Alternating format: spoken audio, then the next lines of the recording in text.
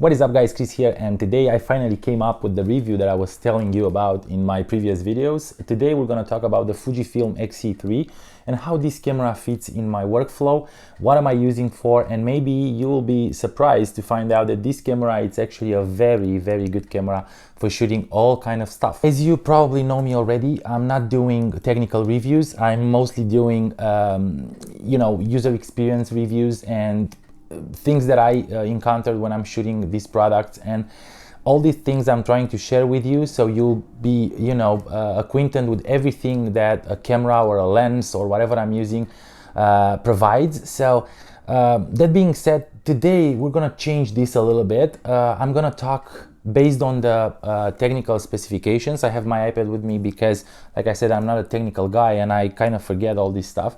So I'm gonna tell you based on whatever the manufacturer put on in the specifications, how that fits in my work, if I enjoyed it, and if it's a good thing or if it's a bad thing and stuff like that. First of all, the sensor they're using in this camera, it's pretty much the same as the X-T2 and X-Pro 2, X-T20, all the new Fujifilm released lately. It's an extra sensor, so it's a little bit different. It's a CMOS 3, so this sensor, it's super nice. Actually, the image quality that comes out of the camera, it's beautiful. You don't even need to edit anything if you are using one of those picture profiles that Fuji puts together, and there's so many, and if you use one of those, you will be very happy with the quality that comes out of it. I really enjoyed the image quality because it feels a little bit different than other manufacturers, and I really loved Fuji now for a long time because of that, and because the fact that you can actually take the JPEGs out of the camera and just use them without any editing and all that stuff. The processor that they use in this small thing, it's an X processor. It's a Pro image processor, super fast, super reliable. I like the way they process the RAWs. It's a good thing that they put a top of the shelf processor in a small camera that costs under $1,000. It has a 2.36 million dots viewfinder. That's not big. It's not huge. It's somewhere in the middle. It's very sharp, it's bright enough. I think that even in bright conditions, the viewfinder, you won't have a problem with it. You won't have a problem looking through it. Everything looks very nice, and like I said, bright, the colors are good. It's not that good for manual focusing, but I managed to do that with no problem. So I think that if I did it, I think you can do it too. The back screen of this camera, it's a 3.0 inches with 1.04 million dots display. It's not a swivel, it's not anything, it's just a fixed display. Not that big as well as the viewfinder, so they probably cut the price a little bit there. They cut the costs, and they managed to keep the price under 1,000 because of these things. It's a touch screen. We're gonna talk a little bit more about this later. It doesn't go it's not a full touch. It doesn't go anywhere. For example, in the menu you can use the touch screen, which is kind of bad, because that will be a very good addition. It shoots 4K at 30 frames per second, and the quality, it's very good. I'm gonna put a little bit of footage probably at the end of this video for you to see how the 4K looks out of this camera.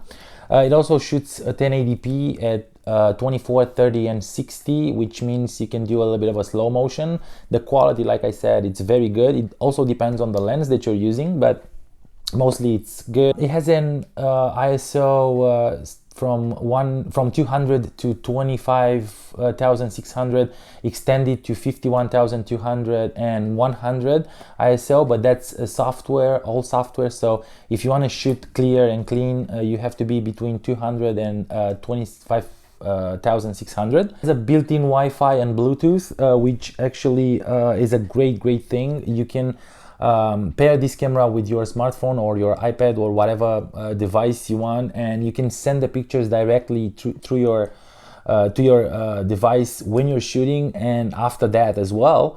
The Wi-Fi is good for, you know, doing all kinds of syncs and all kinds of stuff, as well as sending the pictures to other devices. It has 91 point autofocus points with custom autofocus settings. What that means is that exactly like the XE2 and Pro 2, you can choose different settings for your continuous autofocus.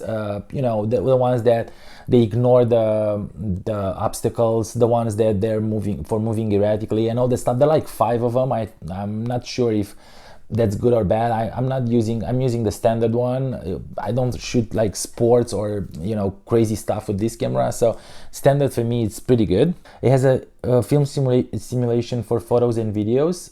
You know that already, all Fuji cameras does.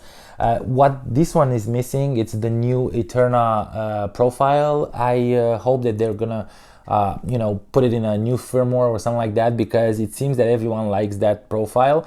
I'm more inclined to shoot Acros and Velvia if I need to, Astia as well with this one.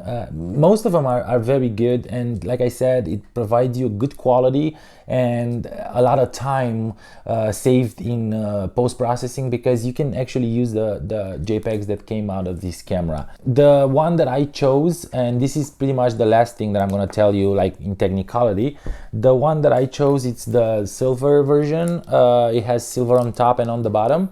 You won't be able to see this because I have a cold grip that I'm going to tell you about it in a few seconds. And I chose the one that came with the 23 f2. I didn't have this lens, and I really want to try it, and it's a great lens for street photography, because this camera, when I bought it, was meant to be used for street photography, family photos, and personal projects. I really like the fact that Fuji kept the design pretty much the same as the X-T2 and X-T2S and all the XE series. All those cameras, they look pretty much the same like this one. They have 2 knobs up here. One is for shutter speed, the other one is for exposure compensation. You have the switch for auto if you need to, if you're like a, you know, beginner and you just bought this camera because you want to have something more performant, and you want to do, you know, photography at a higher level, and you didn't want to upgrade, so you bought this one and you don't know how to shoot with it. You can switch it to auto until you start learning and, you know, dabbling with all the functions and features that this one has. It also has a hot shoot, so you can use a flash on top of it. It actually comes with a small flash that you can put on top of this, and it's gonna look exactly like the Fuji X-T2 with the flash on. I don't have the flash with me now, but I'm gonna show it to you. On the back of the camera, you have 8 buttons.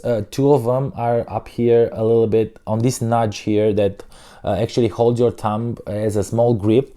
And this one is the quick selection, the quick function, and the other one is the autofocus lock.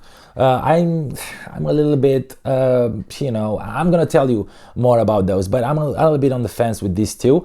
On the vertical side here, they have the playback button, the display and back button, and the menu and OK button. As you can tell, the D-pad is actually missing, so they chose not to put the D-pad here. For me, it's a plus, because all the time when I'm holding the camera, I might, you know, hit one of the buttons and change the settings and all that stuff. So for me, it's very good, but I have huge hands, so as you can tell. So if you don't have that problem and you would love to have the D-pad, you probably need to go for the XE20. The XE20 doesn't have what this one has, but it has a D-pad. It also has 3 buttons up here. One is for the view mode, so you can change between the viewfinder, the display, the viewfinder and the display, or the viewfinder and the display only for playing back the pictures. That's what I'm using, and it's amazing.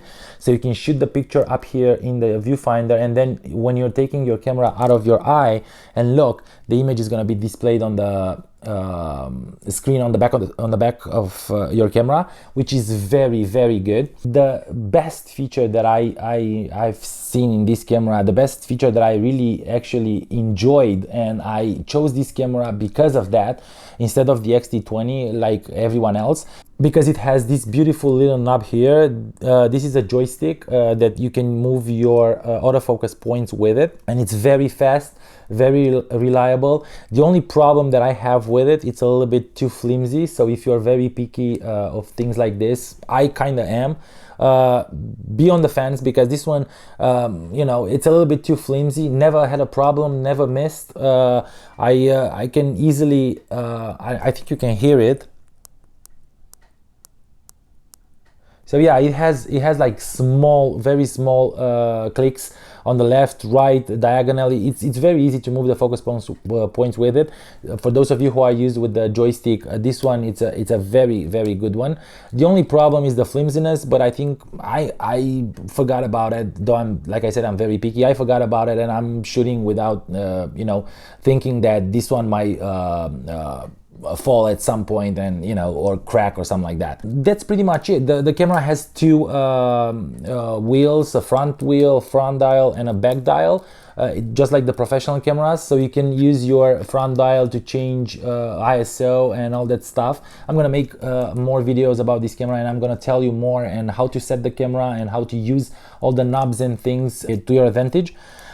This one on the back, it changes the shutter speed automatically. If you set your dial up here to T, which means automatic, because it's kind of hard when you're shooting still photography to devil all the time with the shutter speed and choose something and then put the camera to your eye and say, oh, it's not good, and do it again and all that stuff. So I'm setting this on auto, and I'm using the back dial, which is very good. Also, these two dials are buttons as well, so you can customize them to whatever your heart content and use them for you know, zooming into a playback, or zooming when you're shooting manual focus lens to have a closer focus and stuff like that. That's it, guys. That's pretty much it about the camera. And now I'm gonna tell you a little bit of the accessories that I'm using for it. I bought them because I need them, not because I really wanted to have a better looking camera.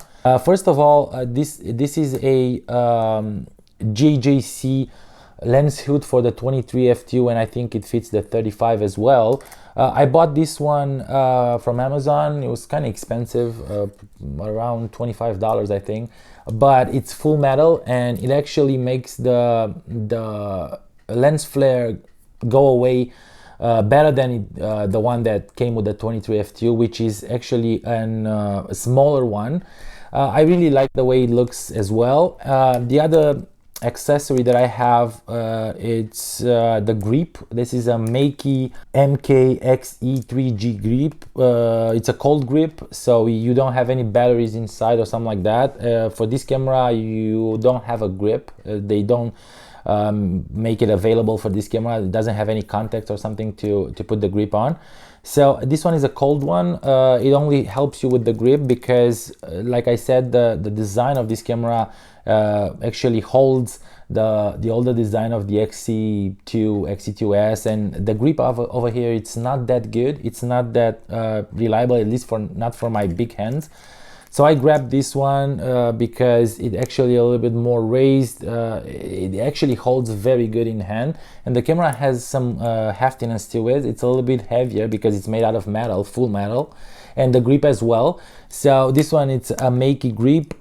It actually matches pretty good with the camera. It has a little, you know, raised edge here. It doesn't bother me at all, but the color and everything matches pretty good. Another accessory, it's this hand strap. This is a very cheap hand strap. I think it's an Optech USA. I bought it from my camera store around here in San Jose, and I'm really happy with it. It's very, it's elastic, and it's very, very comfortable on my hand.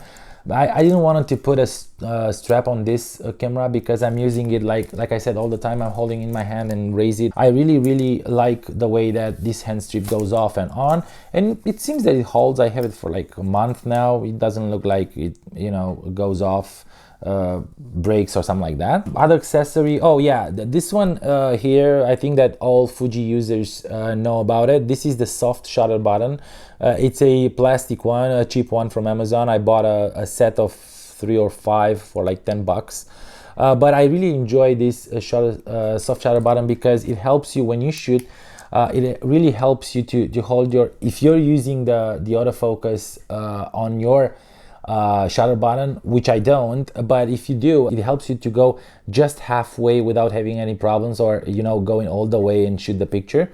That's pretty much it, guys, for the design and the accessories and everything.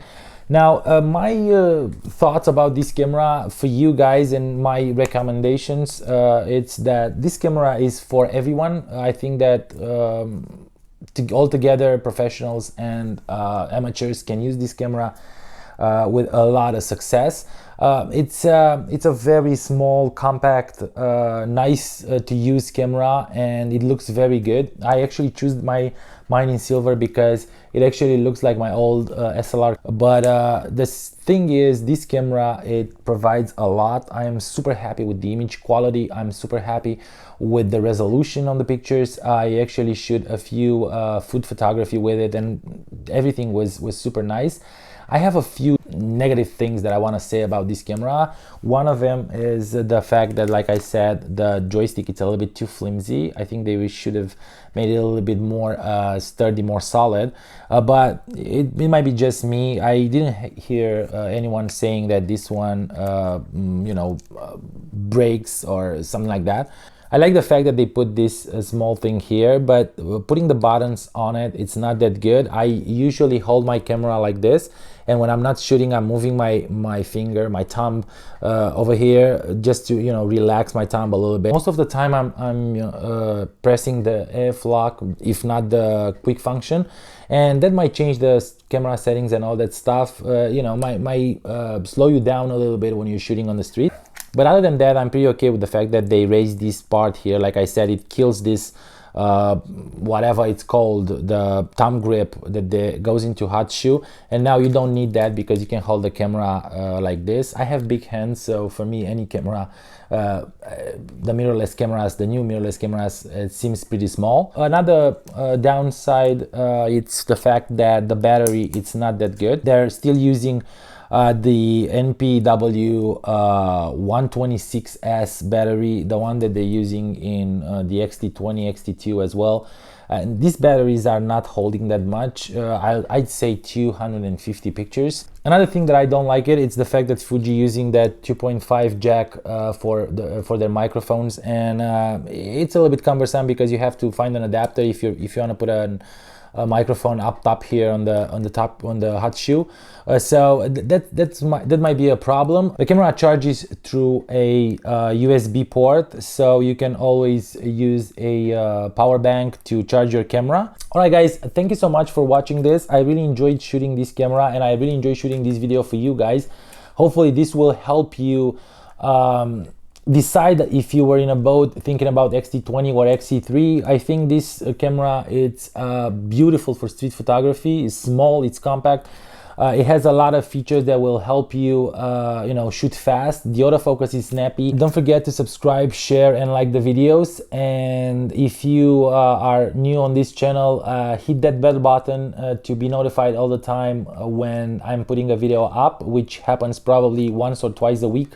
More videos about this camera will coming soon, but until then, I will definitely see you in the next one. Bye.